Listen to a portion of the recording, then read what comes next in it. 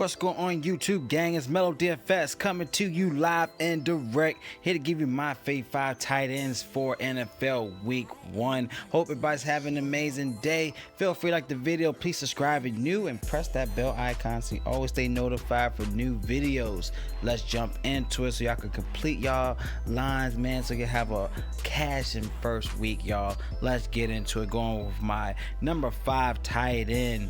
Now, number 5, I'm going to go down to a cheap play with Will Dissly, man, going against the Bengals here. He's only 4,000 on FanDuel, looking about 3,000, what, 3,001, I think 3,900 on DraftKings. It's 2,900 on DraftKings, excuse me. Great play for Will Dissly here. Now, yes, he had a torn, I think he had a torn patella last season in week, I think it was week 2, but nonetheless, man, week 1 and week 2 he had an 18 fantasy point game against Denver. He had an 11 fantasy point game versus Chicago in the first 2 games and had a touchdown in both games. Definitely in a red zone threat as well, y'all. So definitely should be looked upon now. Also, without Baldwin on Seattle, so Cincinnati's allowing an average 4.3 receptions, 58 yards to a tight end in the last 4 games of last season, averaging around 13 fantasy points a game to the tight end spot. Definitely like Will Dissly here at a low saving spot. If you want to add some great plays to your line, Will Dissly is a great play. All right, number 4. Let's get to the big leagues. Number 4. All right, number 4. I'm gonna go to Zach Ertz here, man, going against Washington. He's 7,100 on FanDuel, but we're looking at 6,100 on DraftKings. Definitely take a look at Zach Ertz here, man. Amazing play at home. He favors at home. He also averaged around 17.5 fantasy points in 8 favorable games. This is a 9.5 point favor for them in this matchup for week 1. He's averaging 22 fantasy points in 5 home games. He's averaging 15 fantasy points in the past 3 games versus Washington in the past 3 seasons.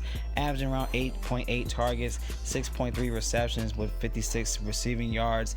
All right, in the last 4 games. Definitely love this play for him at home with his right-hand man, Carson Wentz, to definitely feed him the ball. So definitely like Zach Ertz here at number 4. Now, number 3, definitely like George Kittle here going against Tampa. Now, to show that he's likely to get suited up, but he's dealing with a calf tightness. But nonetheless, of course, George Kittle's in a great play. He is 6,600 on DraftKings, 7,300 on FanDuel. Definitely take a look at George Kittle. Now, he doesn't have any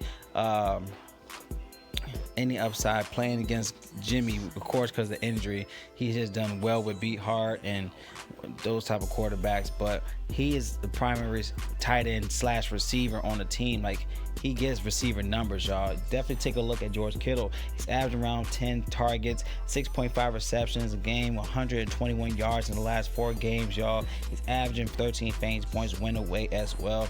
Tampa allows more pass attempts when at home for his upside. His versatile game, like I said, is like a receiver, top receiver for the Niners since he's been on the squad, y'all. So definitely take out George Kittle at this great price to definitely help out with the lines, y'all.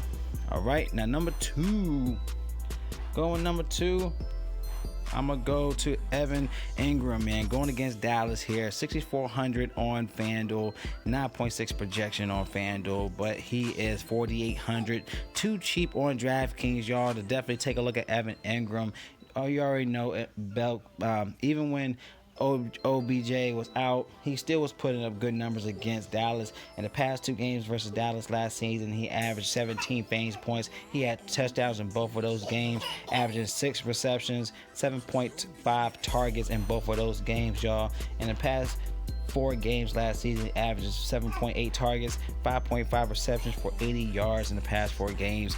Definitely balling. Definitely take a look at him, because he's definitely going to be seeked upon in the passing game for Eli, man. So he's in a great play, and it's too cheap on DraftKings to overlook, y'all. So Evan Ingram as my number 2 receiver.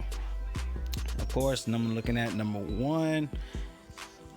If you want to pair him up with Mahomes, Travis Kellis is in a great spot, y'all. He's averaging 19.7 fantasy points in the 5 away games last season. Jacksonville is ranked 30th against tight end position in touchdowns in the last 9 games, around 0.8 receiving touchdowns to the tight end position. He's averaging 8.3 targets, 5 receptions for 61.8 receiving yards, averaging around 22.5 fantasy points in the last 4 away games last season. So look at Kellis in this great spot in this week 1.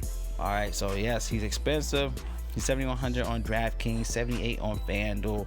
Nonetheless, he's still a great play for week 1. And those are my fave 5 plays. Definitely has some upside with the low price guys on tight ends to definitely help your lines, y'all. If you like my picks, feel free to give a thumbs up. Any questions or any comments for what's your favorite tight end for week 1, comment below using draft dashboard tools in the link in my description. If you want access to my player pool to get the best line possible, click on the link. Sign up. It's only $1 for up to 30 days. You can do a lot for $1, y'all, so why not cash? Click on the menu bar, access to top players, NFL cheat sheets for the week. Hit the sleepers, your studs. Click on the watch players, access to my player pool and your custom player pool. Click on Mel's DFS picks button up top for either DraftKings or FanDuel. All right, so those are my plays for quarterback, running back, receiver, and a tight end spot for week 1 to definitely help you out. Love y'all, man. Y'all collect that bag for NFL week 1. This is Melo DFS. Y'all stay blessed, and I see y'all in the next video.